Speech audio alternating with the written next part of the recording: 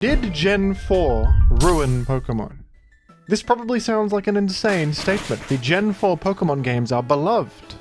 The Gen 4 games are visually beautiful and hold up to this day. They added significant amounts of new content to the game, including massive mechanical overhauls like the physical special split, bug fixes, new evolutions for old Pokemon, a beautiful set of new Pokemon in general, iconic buffs for older Pokemon like Scizor receiving Technician and Bullet Punch. Gen 4 was also really the genesis of modern competitive singles, with Wi-Fi battling, bringing players together and allowing for a competitive community to grow rapidly. The content introduced in Gen 4 is the foundation of modern Pokemon. Many of the new systems and moves added to Gen 4 remain some of the best in the game to this day. New competitive items introduced in Gen 4, like the Choice Scarf and the Life Orb, are still staples. The impact of Gen 4 was undeniable, but I would argue that not everything Gen 4 did was entirely positive. The new world of Gen 4 that reshaped everything was some of the most significant power creep the series has ever seen. The jump from Gen 3 to Gen 4 is a stark one, and many problems that competitive Pokemon still suffers from to this day originated all the way back in Gen 4. So why don't we examine the pros and cons of what Gen 4 meant for the Pokemon franchise moving forward. The biggest change that Gen 4 introduced was of course the physical special split. A popular change that is far more intuitive for most players. I think this is something that had to happen eventually, and is overall a fine change. Ice Punch should be a physical attack that just feels logical. Same with Shadow Ball. Shadow Ball should be a special attack. But the physical special split also served to kind of raise the power level of the game overall. Now that so many more Pokemon are able to use their primary attacking type with same type attack bonus on top, everything's kinda just dealing more damage. In Gen 3, the best stab options for Salamence were Hidden Power Flying and Dragon Claw. Hidden Power Flying only has 70 base power, a pretty weak attack. Dragon Claw has 80, and it can only be a special attack. Now in Gen 4, Salamence has the newly buffed Physical Outrage with 120 power, and this was so overwhelmingly powerful that Salamence was now ban-worthy in Gen 4. It was that stark of an increase. The physical special split coincided with a bunch of new moves being added to the game, and various moves being buffed, to create an environment where a lot of offensive Pokemon are kinda just spamming their stab attacks. It's obviously not that simple, there's nuance to it. You can run unique movesets, you can run different coverage options and stuff. But more things having access to powerful stab options, and those stab options often having higher base power and just being better, certainly had an impact on the overall power level of the game. Everything's coming at you with big neutral damage now, and the type identities start to change. In Gen 3, for example, Water type is only weak to Electric and Grass, and Electric and Grass can only be special. Therefore, Water is great for physically defensive Pokemon. Now, Electric and Grass type attacks can be physical, which overnight changed the identity of many types in the game, and caused every defensive Pokemon to now be under fire from so much more. I'm sure you all know that Gen 3 OU is my favorite metagame. Part of the reason for that is because, whether intentionally or not, the lack of a physical special split allowed certain types to have defined defensive identities, because they are only worried about specific types being strictly physical or special. And it also meant that actual good stab felt unique, and something like Heracross with Stab Megahorn or Metagross with Stab Meteor Mash stood out as powerful wall breakers, doing something that other Pokemon could not do. I also appreciate the general lower base power of attacks, like Brick Break is considered a good stab move in Gen 3. Even just a hidden power type to match your stab was considered fine, in many contexts. And something that I personally struggled with when playing Gen 4 OU was the difficulty in answering all of the powerful offensive threats with all of their powerful attacks. In Gen 3, I feel like I have significant breathing room against boost sweepers or fast offensive threats that have some initiative. They may have a bit of an advantage in that moment, but I feel confident that with the right decisions I can defend against it, and I have the resources to do so. Sometimes though in Gen 4 OU, it's easy to feel overwhelmed, or just not have the right defensive pieces to respond to an enemy. Or perhaps feel inclined to run such solid defensive cores that your team ends up just having Hippo, Skarm, Clef, Defensive Latias, and this boring defensive core that can handle as many things as possible. That's how it felt to me anyway. I'm not the greatest Gen 4 OU player or anything, but I played a fair amount of the metagame. I tried to understand it, and this is what I felt that the metagame steered me towards, which I did not enjoy very much. Gen 4 really established the idea of wall breakers being able to ignorantly spam moves, resistances be damned. Think of a Choice Band Dragonite or something in Gen 4. Choice Band Dragonite is obviously not as effective as it used to be at spamming Outrage, with fairy types existing and stuff, but this is manifested in new ways in recent games with knockoff spam and Shadow Ball spam being sometimes problematic. Just pivoting into a wall breaker that clicks a move that has such a risk-free ability to deal good damage to mostly everything. Speaking of risk-free damage dealing, Gen 4 also introduced the move U-Turn to the game. An incredibly powerful move that continues to see constant play in competitive singles for just how powerful and low risk it is. U-Turn will deal a bit of damage and then allow you to switch to whatever you want, making a guaranteed little bit of progress against the enemy and then giving you the complete initiative as you can see exactly what they do and respond, gaining perfect information. Now U-Turn I think has sort of balanced itself out because in modern games a lot more contact punishing effects exist. Rocky Helmet was added in Gen 5, a lot of Pokemon get rough skin to punish U-Turn a little bit, dealing chip damage on something that chooses to use it. And there is also Static and Flame Body, which are common and powerful abilities that are able to punish U-Turn. So this at least introduces a bit of counterplay and risk to clicking U-Turn. In Gen 4 though, that risk didn't exist as much, and U-Turn was incredibly powerful in its debut game. And the most metagame warping new addition of all in Gen 4 was absolutely Stealth Rock, the new entry hazard. Stealth Rock is an entry hazard that deals damage to the enemy on switch in, based on their weakness to rock type. If you are weak to rock, you take 25% of your health in damage, which is a massive amount for just switching in. If you're times 2 weak to rock, you take 50% of your HP, which is a death sentence for any Pokemon that is unfortunate enough to be times 4 weak to rock. Stealth Rock only takes a single turn to set, and it has such an incredibly high impact that it became instantly the best move in the game, and probably the most metagame warping move ever created for competitive singles, that changed the game completely to center around this one move. Stealth Rock is just such a fact of life now in competitive singles and such a commonplace thing that we're all so used to it, but you really have to question whether or not this move coming into existence in the first place was good or bad for the game. And when most people think about it, the answer is probably overall that it was bad. It's not very healthy for one move, one little move like this, that is so easy to click, to warp everything so significantly. I mean, Gen 4 very quickly became all about getting Stealth Rock on the field as soon as possible.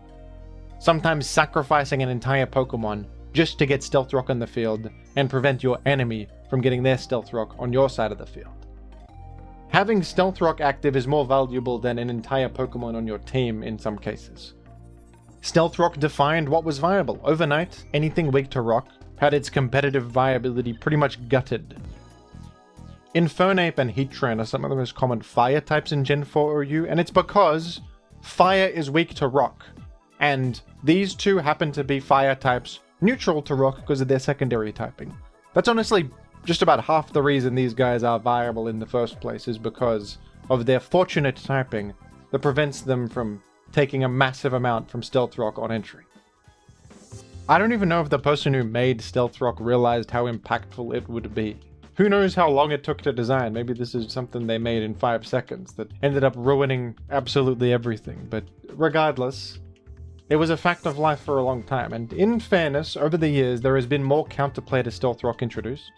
In Gen 5, the ability Magic Bounce was created, which can bounce back Stealth Rock and at least create some risk for clicking Stealth Rock, which was not the case before. In Gen 6, Defog was changed to be able to remove hazards. More hazard removal means more ways to answer Stealth Rock. And of course, most significantly of all, Gen 8 introduced the heavy duty boots, a new item that quickly became the best item in competitive singles, granting a complete immunity to all entry hazards. This new item addition is probably the thing that made Stealth Rock feel the most manageable. For the first time ever, a Pokemon like Moltres could finally exist competitively, because it could equip these boots and not worry about losing half of its life force upon entering the field. I think boots sort of solve the problem and have made Stealth Rock feel much more manageable than it ever was, but I've always also thought that this is kind of a band-aid solution to a fundamentally overpowered move in the first place. You have this incredibly broken thing, and the way to deal with it is not to address that, but to create an item that ignores the incredibly powerful thing. I don't even necessarily think that Heavy Duty Boots was designed as a Stealth Rock counterplay in that way by the developers either. It might have also just been a random item design. Doubles is the primary competitive format, of course, so who knows how much they consider competitive singles balance in things, or whether they even realized how problematic Stealth Rock was to the Smogon formats. But I think if you could call anything in Gen 4 a big mistake, Stealth Rock is probably the biggest mistake committed in Gen 4. Now, I want to also take a moment here to talk about the Gen 4 sleep suspect test that is currently happening, because a lot of people have asked me about that and it's sort of relevant. If you're not aware, there is currently a suspect test, meaning that players will qualify to vote on whether sleep is banned in Generation 4 OU. I've been a little bit annoyed at people putting words in my mouth and assuming that I'm against this for some reason. I was, of course, against the Gen 9 sleep ban, but that was not because of anything wrong with banning sleep. It was because they banned sleep via a council vote and they did not poll the community and handle it democratically. In Gen 4 here, they are doing it democratically. They are having a suspect test to determine whether the thing is banned or not, which is how I believe it should be done when you are banning or voting to ban a significant mechanic like sleep. And this was not out of nowhere either. The community was polled, and many of the people who actively play Gen 4 OU requested that something be done about sleep. And so something's being done. They're the ones that should have a say, and they do. And they're the ones that will decide what happens. This is how councils should be run. I get frustrated when the councils of old gens ignore the requests of the community and don't do anything. This is not the case here. So I don't know where the frustration's coming from, largely from people who don't play Gen 4 OU, and probably didn't even vote in that initial survey about sleep, because they're not in touch with what's happening in Gen 4 because they don't play it. And I've seen a lot of people say, well, why are they doing this and not banning Iron Head on Jirachi? And I agree that Iron Head on Jirachi, something should be done. Jirachi should not keep getting away with it. He keeps getting away with it. I agree with you. But I don't necessarily think you gotta bring that up every single time they do anything and say, hey, why aren't you doing this other thing that I would prefer that you do? I think we address things one at a time, and the Jirachi situation is admittedly more nuanced, and it's not as cut and dry. There's more division on the idea of whether Jirachi should lose Iron Head or not. It is not a unanimous community-wide agreeing point. Jirachi has valuable defensive traits. Should we complex ban Jirachi having flinch moves? A complex ban like that has never been done before. Maybe it should be, but you gotta consider these things and ask the community. And maybe also, should you just ban Jirachi outright? Would that have terrible ramifications? People like Jirachi for other reasons. So, anyway, that's a bit off topic, forgive me, but I just thought I'd address that because many have asked me my opinion. But I suppose it relates in the sense that I don't think that my issues with Gen 4 as a metagame in its own right necessarily stem from council incompetence. There are some decisions I disagree with, like the Frostlass ban, but overall that's not going to save the metagame if Frostlass is back or anything. And I would like Jirachi flinch moves to be complex banned personally. I know that's a more complex issue, but I also don't think that would save the metagame. My issues with Gen 4 are more fundamental than that. And while I can appreciate a lot of what Gen 4 brought to the table, I do believe that Gen 4 permanently changed what competitive singles felt like, and the powerful strategies that spawned from Gen 4 are ones that persist today. And I do wish that Game Freak were more careful about how they design moves and how they might impact things in competitive. But the reality is that metagames are often good or bad based on random chance. Competitive singles is not their prime concern. They're kinda just making a bunch of random stuff and the metagame forms from the dust. I don't think Gen 3 OU being a good metagame was the result of genius, intentional design or anything. In many ways it was a happy accident. But I do at least think that back then they were more moderate about giving Pokemon powerful options. And there was less in the game that felt risk-free to use. Mechanics like Stealth Rock and Regenerator, and buffed knockoff or widely distributed knockoff, or high power moves that can hit a bunch of things for at least big neutral damage, just weren't present there because they didn't make them, or they were careful about what moves they gave to which Pokemon a little bit more. At the same time though, I don't want to be too negative here.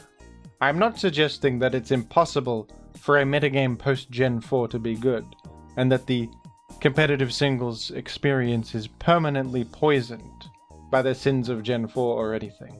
The addition of Team Preview to the game in Gen 5 meant that you now knew your opponent's exact team composition at the first moment of the game, and you also had some agency in choosing what you led with. With this control, the high power level increase of Gen 4 felt more manageable.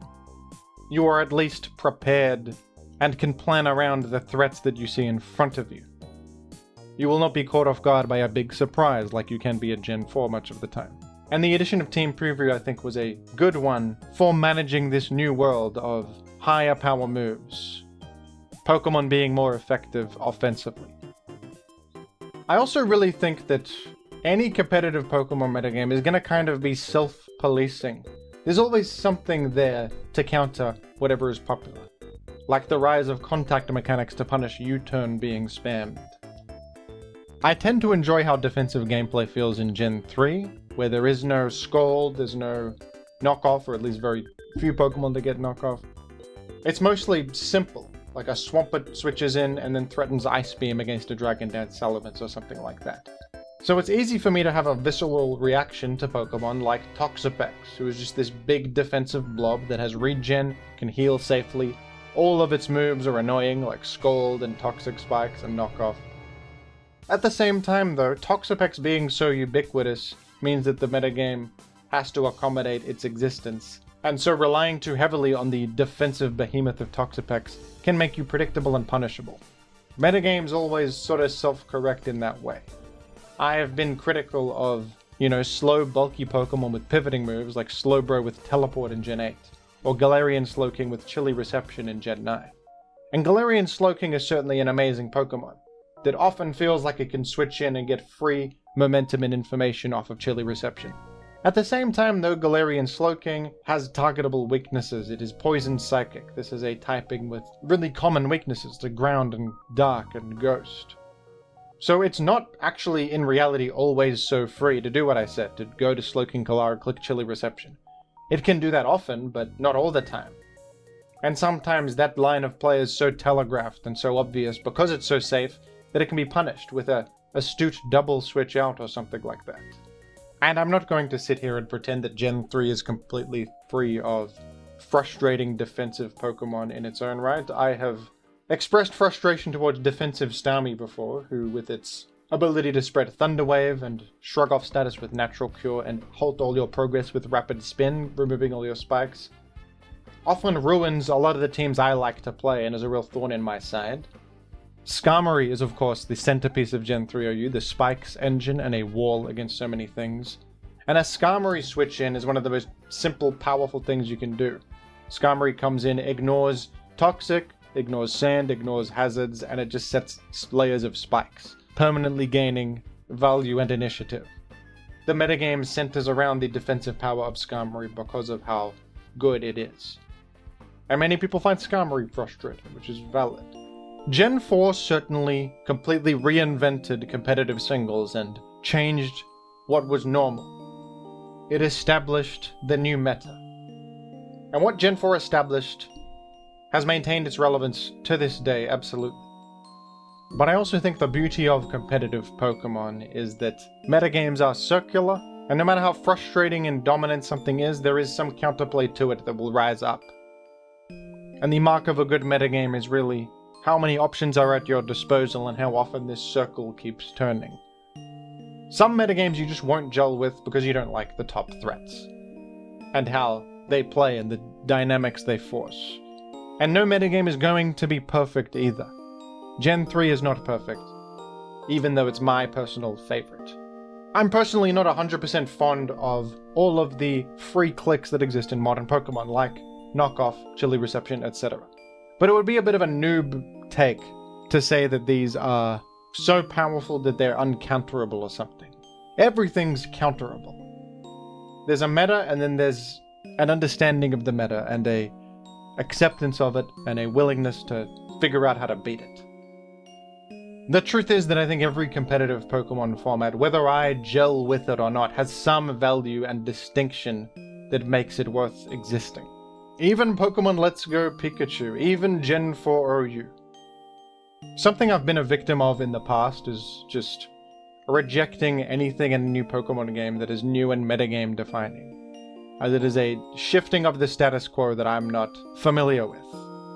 I remember being very negative towards buffed knockoff in Gen 6, for example, when that was new and fresh. I thought it was stupid, I thought it was overpowered, but, I mean, it's now just a fact of life. Knockoff exists, we are living in knockoff's world, and at the end of the day you have to stop complaining and just play the game, don't you? But of course it is worth examining the pros and cons of what each generation adds to competitive Pokemon, and how that impacts the dynamics of the metagame. Not a simple rejection of anything new and powerful, nor a frictionless acceptance of powerful new mechanics. I made a recent video about Gen 9 OU and how over time it has become a better and better metagame. And I think the reason it has become a better and better metagame is because at the start of Gen 9 we were sort of just dumped with all of this new stuff, Lost Respects and Shed Tail and all these broken Pokemon. And you slowly over time have to evaluate all of this stuff and decide what we want to keep and what is valuable and makes the game fun, and what we want to reject and push away. And in engaging in that process, over time the metagame has improved and become a more diverse and enjoyable experience. So to answer the thesis statement of the video, was Gen 4 a mistake? I think that perhaps it was. Gen 4 made many mistakes. Power level increases and mechanical additions that had ripple effects could not possibly have been predicted. Maybe they could have been reduced in their impact with more foresight, but many mistakes were made. But making mistakes can of course be a great learning experience, and you can recover from and iterate upon your mistakes to fix things. As the franchise went on, more and more content was added to lessen the impact of some of the more powerful and central concepts introduced in Gen 4. From the developers themselves, and from the Smogon fan community, whose tiering philosophy and desires for what a good metagame is has also iterated and changed over the years. I think we can view Gen 9 OU as a success story. In its current state, it is impressively entertaining, enjoyable, and well balanced, given the mess that it was in when it first came out. Gen 9 OU on release is perhaps the most imbalanced, ridiculous, and chaotic metagame I have ever experienced, and the game itself, by the developers, had completely forsaken any semblance of competitive singles balance, with the concept of Lost Respects and Shed Tail particularly driving that point home. They didn't care whatsoever. Terra was also clearly designed around doubles, while it was a disaster for competitive singles, and yet here we stand, in the rubble, where we will build a metropolis for future generations. Or perhaps it's just made up Pokemon rules played on an internet browser and it's not so poetic or serious, and I should relax. That's also true. In conclusion, Gen 4 was a massive mistake because it introduced the Hippo. And you all know that I hate the Hippo very much and that I want him to be gone from here. And that his existence is an insult to me, and that I would like to never see his face around these parts ever again, and I would like him to be banished from here, that Hippo. Go back to the ocean where you live, you stupid Hippo. But what do you think, folks? What's your perspective on all of this? I would love to know. Let me know down below in the comments, and thank you for watching.